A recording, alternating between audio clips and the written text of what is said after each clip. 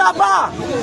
Regardez le Congo, ce pays de Lumumba. Regardez ce pays. Regardez les droits.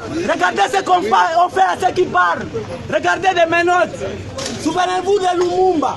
Des corrompus, des Congolais, des gens qui tuent ce pays. On tué ce pays. On tué Lumumba et continue à tuer le peuple congolais. Vous le regardez, vous êtes des complices. On tue les gens, on tue les enfants dans des écoles. Vous avez là, les Belges sont partis. Et aujourd'hui, le peuple va parler et vous allez partir aussi. Le temps, on va vous balayer comme ça. Comme on a balayé les gens en Afrique du Sud. Félix akoya kofungola bino miso. Nzambe asali ke mwana wana ya po miso nini ba ekayo ezaki na miso mabino ekweya. Mission Félix azena ngo ezali misato. Mission na ya liboso ezali ko blanchir occupation. Mission na ya mibale ezali ko endormir le peuple congolais pour que mission ya misato a légaliser l'occupation et la balkanisation du Congo. Bobo Sanate retenu 3 missions wana soki to stopper attenter lobby beaucoup mi rappeler que honoré nganda ebisaka kazena 3 missions yango ya accomplir yango. Nous devons stopper ce garçon. C'est notre fils, c'est notre frère, nous devons le stopper. Et c'est le kolomoni mwana ya yibi livré andako azoduka kende ko brader yango boko sauter likolo na ebo simbi ebo plaquer au sol. C'est ce que nous devons faire avec Félix. Bonjour peuple congolais. Comment on a écrit Mamombula Bomao, naza patriote congolais. Si on a liboso na bino lelo eza po tolobela eloko etali mboka na biso République démocratique du Congo. Pour Congo eza papa eza mama na biso. Nae liboso na bino po tolobela makambo etali gouvernance ya Félix Tshisekedi na mboka wana. Toza na danger, toza na avenir de sous-souté, tozo risquer même ba vie na biso kuna. Ya mwana nazo invité ba jeune lokola ngai, ba maman, ba papa, ba rejoindre résistance na biso. Oyo eza wana pour la RDC eza malade. Mututo auteur ya maladie wana eza Félix Antoine Tshisekedi Tshilombo.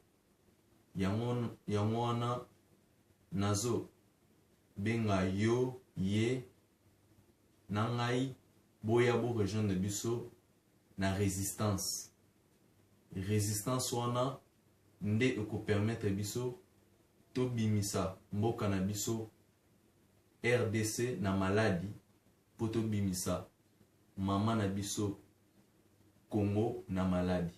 Mais toko bimisa e comment? Toza na deux sortes de systèmes. Premier système eza soulèvement populaire, deuxième système eza système Yambuma. Félix Antoine Tshisekedi Tshilombo alobaki azana mandaté mais azana mission.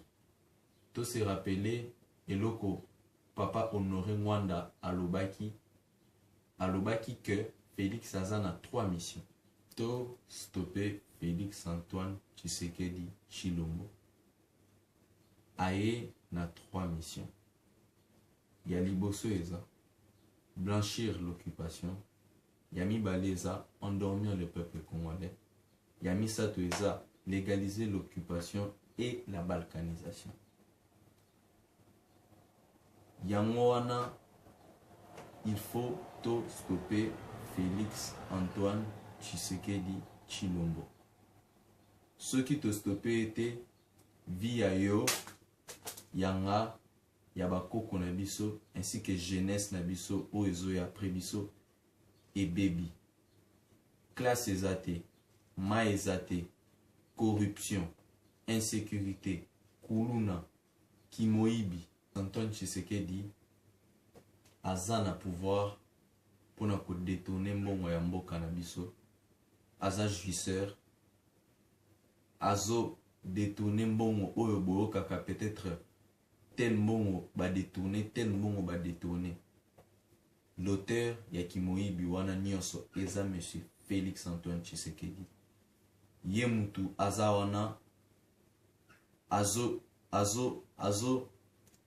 yeba nyonso azosala yango wana azolinga à endormir peuple pour à continuer na poursuite na ye ou eza détournement yango wana nazo mobiliser bino boya na résistance pour te stopper monsieur Félix Antoine Tshisekedi te pour à aider peuple mais aza wana pour na intérêt personnel na ye oyo eza détournement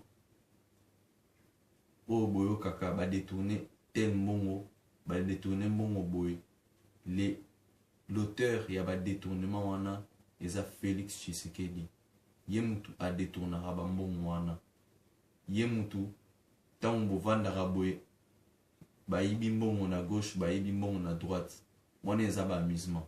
Félix a élu makambo azosala pour un peuple a aider peuple mais aza wana pour un intérêt personnel na ye ou eza mbongo na ba bien misusu mboka na biso ezo posséder et les détourneurs ya ba mbongo nyonso boyo kakana mboka na biso et je le confirme l'auteur eza Félix Antoine Tshisekedi Tshilombo. Aza jouisseur azo sanjaye na mbongo ya mboka yango wana il faut tout stopper Félix Antoine Tshisekedi nazo benga bino na résistance boya na résistance ingeta. Peuple congolais, ne soyons pas comme Jonas qui se refuse à faire ce que Dieu attend de lui et se retrouve victime de tous les malheurs du monde. Il est plus que temps pour que la conscience patriotique soit ajoutée à notre foi. Nous devons nous lever contre l'alliance diabolique de Kigali et Kinshasa qui permet au Rwanda de dominer et contrôler tout au Congo pendant que se poursuivent les massacres de nos compatriotes à l'est du pays dans l'indifférence totale. Il est temps pour chacun de nous de faire sa part afin que Dieu fasse la sienne et nous assure la victoire.